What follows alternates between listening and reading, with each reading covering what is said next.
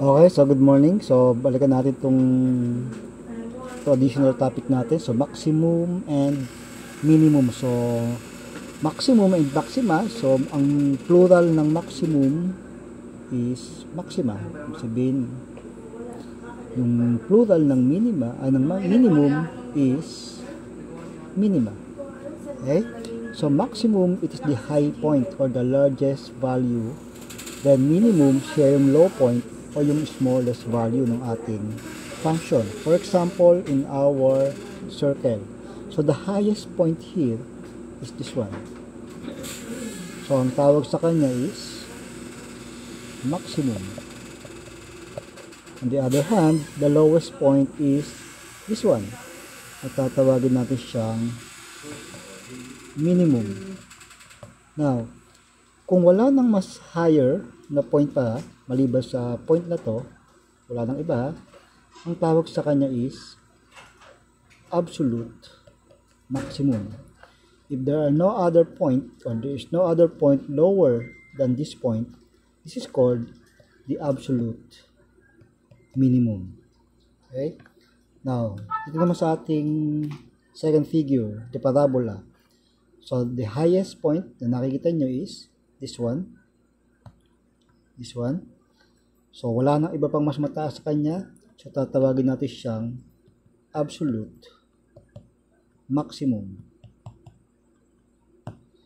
So, how about yung minimum? Asa yung lowest point niya? You will notice the graph extends indefinitely downwards. So, therefore, wala siyang minimum. Walang lowest point. It is somewhere out there sa negative infinity. But we cannot identify that is. So, wala siyang lowest point. Meron lang siyang maximum. Wala siyang minimum. Now here, third figure. So, kung titignan natin, ang highest point natin dito, ang highest point natin ay tinuturo doon pataas. So, it goes infinitely upward. So, meaning, wala tayong no absolute maximum. Kasi hindi natin matukoy kung ano yung pinaka-highest point eh. Also, the lowest point goes infinitely downward. Ito sa part ng dito. So, the lowest point is somewhere out there sa negative infinity. So, no absolute minimum. However, kung mapasin nyo itong dalawang points na to, this is also a high point. Diba? Tapos, this one is a low point. So, ang tawag sa kanya, this is also called a maximum. This is also called a minimum. But since hindi siya yung highest point out there, mayroon pa mas higher sa kanya, which is somewhere out there sa positive infinity, so ang tawag lang sa kanya is local maximum. Now here, wala nang mas lower point pa sa kanya, kundi yung point na yan, ay may lower point sa kanya, ito, negative infinity. So di siya, so ang tatawagin lang natin siyang local minimum. Okay? Now, tingnan natin dito sa fourth figure na to, yung parang camel. So obviously, wala tayong local minimum. Wala tayong absolute minimum because the graph goes infinitely downward. So yung pinaka-lowest point is somewhere out there sa baba. So we cannot determine it. So no absolute minimum. But tingnan natin siya dito. Kung may mga local tayo dyan. Okay, so high point, low point, another high point. So again, this is called a maximum. This is a minimum. This is a maximum. So saan nila yung local? Sino yung absolute? So tingnan nyo. So sa minimum, since wala tayong absolute minimum, this is called the local minimum. Low point nga siya, pero hindi siya pinaka-low. Yung low nga natin ay nandito sa baba din eh. Now, how about this one?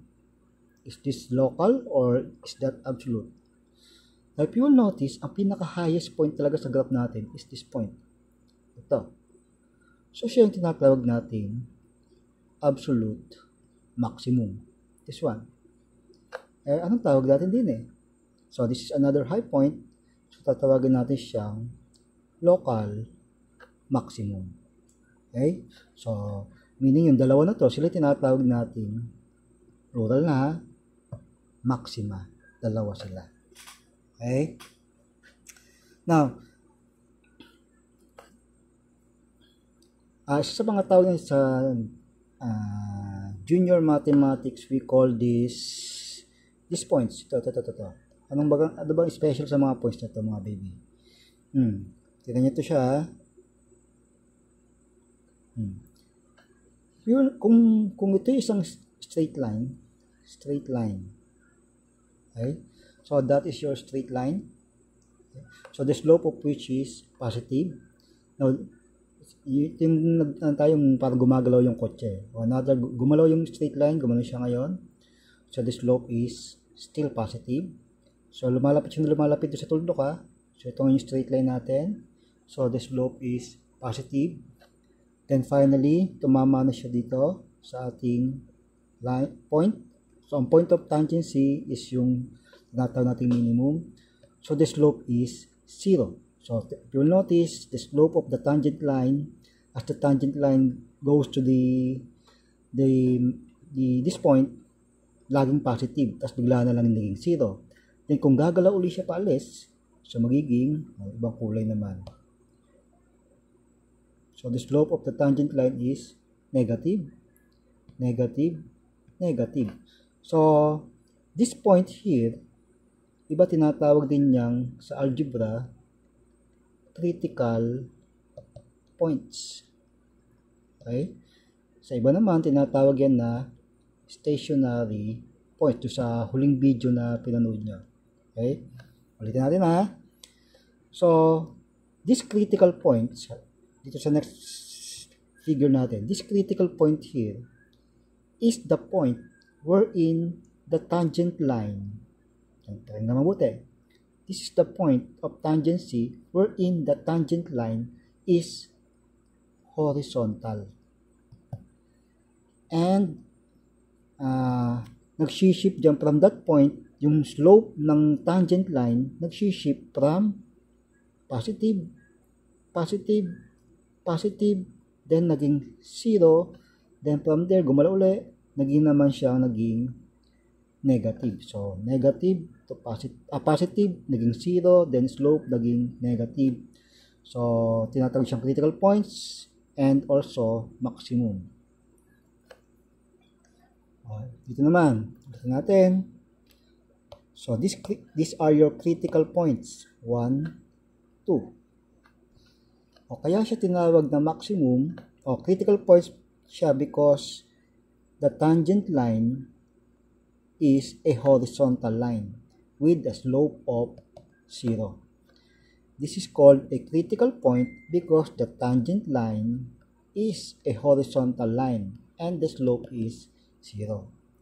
Now, bakit na uli siya natawagin maximum? Maliban sa siya ay highest and lowest point, siya rin yung point, yung critical point or stationary point wherein yung neighboring tangent lines, yung malalapit na tangent lines sa kanya, nagsishift yung slope from, tingnan natin ha, yung mga katabi niyang tangent lines, yung katabi niya approaching dito, galing dito sa kaliwa. Yan, slope is positive, slope is positive, slope is positive, slope is positive. Lahat ng tangent lines na malapit sa critical point na yan, the slope is 0. Then lahat naman ng tangent lines, pati niyang kanan, the slope is negative. So, positive dito, naging 0 sa gitna, then dito sa kanan is negative. Kaya siya tinatawag na maximum. Minimum naman, pag ganito nangyari. Again, this is your critical point. The tangent line is a horizontal line. But if we're going to look at the neighboring, yung mga kapitbahay niyang tangent lines, nandito muna tayo sa pating kaliwa. Yan. Negative ang slope. Negative ang slope. Negative ang slope. Pero nung naging tangent na siya dun sa critical point natin, naging 0 na yung slope. Then dito sa pating kanan, positive ang slope. positive ang slope. Positive ang slope. So, nag-shift yung slope from negative, naging 0 yung slope dahil dito na siya, miga na siya. Then, bigla ulit siya naging positive. Nag-shift yung slope niya. So, tinatawag na siyang minimum. Okay? So, paano ba natin sosolve yan? Paano natin ma-identify kung siya ay maximum or minimum without the graph? Tingnan muna natin dito. So, y is equal to 2x squared plus 8x minus 3. So, obviously, this is a parabola because of degree 2. Okay? So, the first step is find y prime. So, based on our given, y prime is equal to 4x plus 8. Okay? Now, y prime is equal to 4x plus 8. Susunod nating step, if you will notice, sabi natin dati, y prime is equal to m. So, gawin natin siya. So, m is equal to 4x plus 8. But, since sabi natin, kung siya ay maximum or minimum, the slope should be equal to 0. The slope of the tangent line should be equal to 0. So, gawin natin itong 0. So, we'll have 0 is equal to 4x plus 8. Then, solve for x. So, APE, 4x plus 8 minus 8 equals 0 minus 8. So, negative 8 equals 4x. So, divided by 4. So, x is equal to negative 2. Okay, so, anong ibig sabihin yan? Our point or our tangent line is tangent at x equals negative 2. So, tangent siya at x is equal to negative 2. Ayan, hanapin natin. Katulad ng ginagawa natin. Kung x is equal to negative 2, what is our y? So, what is our point of tangency? Ano nga ba yun? Meron tayo, x is negative 2. Ano yung y? Ano kaya itong value ng y na yan? So, substitute natin siya sa ating original na given. So, y is equal to 2x squared plus 8 times negative 2 minus 3. So, meron tayong 2 times 4, negative 2 squared plus 8 times negative 2 minus 3. So, we'll have 8 minus 16 minus 3. So, y is equal to 8 minus 16 is negative 8 minus 3, negative 11. So, ngayon alam na natin na ang ating point of tangency is negative 2, negative 11. And also, we all know that the slope is 0. Okay? Pero ang mahalaga ngayon sa atin dyan is this one, negative 2, negative 11. So, ang tanong ngayon,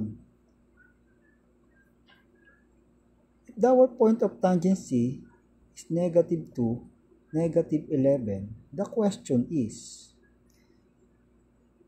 siya ba ay maximum? Siya ba ay minimum? Alin ba siya sa dalawa? Okay? So, ang pinakamadaling solution dyan, syempre, kung siya ay ating igagraph sa ating Desmos. O, tingnan mo natin Desmos natin. Madali lang, medyo... So, y is equal to... Oops, nasa na siya? 2x squared plus 8x minus 3. 2x squared plus 8x minus 3. 2x squared plus 8x minus 3. O, yan siya mga kapatid, oh. That is our parabola. O, ngayon, hanapin natin yung point na nasolve natin. Ang point natin is, ano yung point of tangency natin? Negative 2, negative 11. Negative 2, negative 11. So, negative 2, negative 11. Ito siya. Mga kapatid, natin nyo? Ayun siya, oh. ito ang negative 2, negative 11. Nasa ilalim. So, obviously, kitang-kita natin sa Desmos na ano yung magiging position, ano yung magiging tawag natin kay negative 2, negative 11. Siya yung lowest point. So, siya yung absolute minimum. Okay? So, magiging absolute minimum pala siya pag ginamit natin yung Desmos. Kasi yung Desmos, sabi ni Desmos, ito siya. Ito si negative 2, negative 11. So, obviously, using the graph, this is a minimum. Yung pinakamadaling sagot sa ating tanong. Siya ay minimum. However, try natin siyang sagutan, try natin i-identify kung siya ay maximum or minimum gamit yung second derivative test. Huwag tayong mag-graph. Gawin na lang natin pang check yung graph. Second derivative test. Una, linawin mo natin ano ba yung second derivative. So, for example, I have here y is equal to 8x cubed.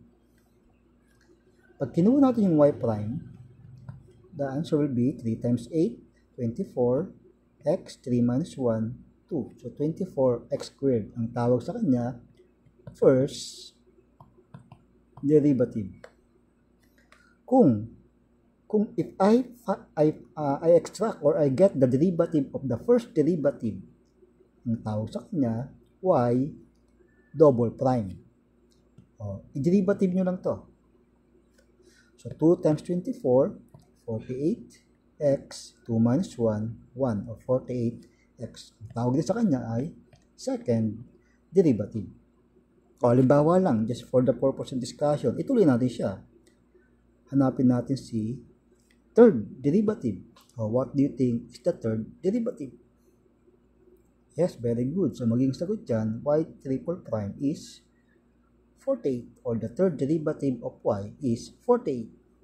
Halimbawa, nakakatuwa lang natin. I-extend pa natin siya. What is the fourth derivative?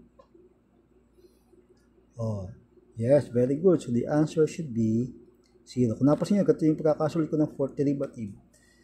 Y, tapos naka-open parenthesis yung 4. So, the fourth derivative of y is 0.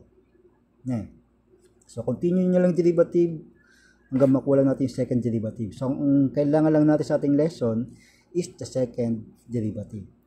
So, ano ba sinasabi ni second derivative test? Second derivative test.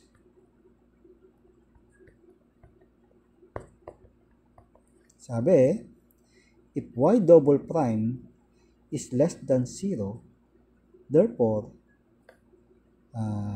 our critical point is a maximum. Next, if y double prime is greater than 0, our critical point is a minimum. If y double prime is equal to 0, therefore, the test fails. Balikan natin yung problem natin. So, we have y equals 2x squared plus 8x minus 3. So, y is equal to 2x squared plus 8x minus 3. Tapos, nakuha natin yung critical point natin. Yung critical point natin, yung nasolve natin kanina, this one, negative 2, negative 11. Yan. So, itetest natin to guys kung ano siya. Siya ba ay maximum? Siya ba ay minimum? O, gawin natin second derivative.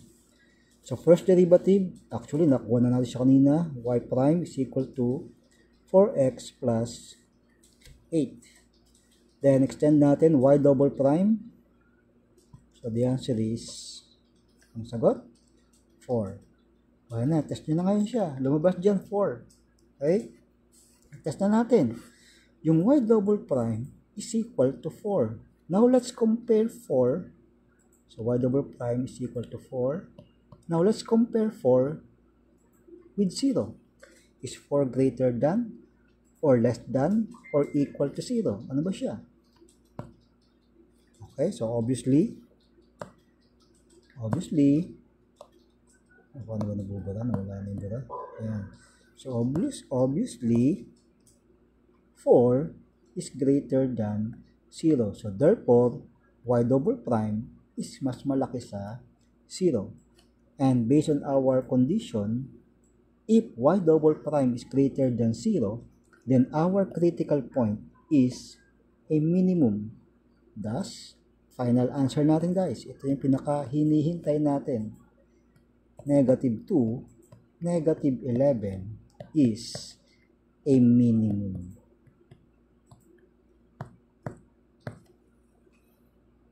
Okay?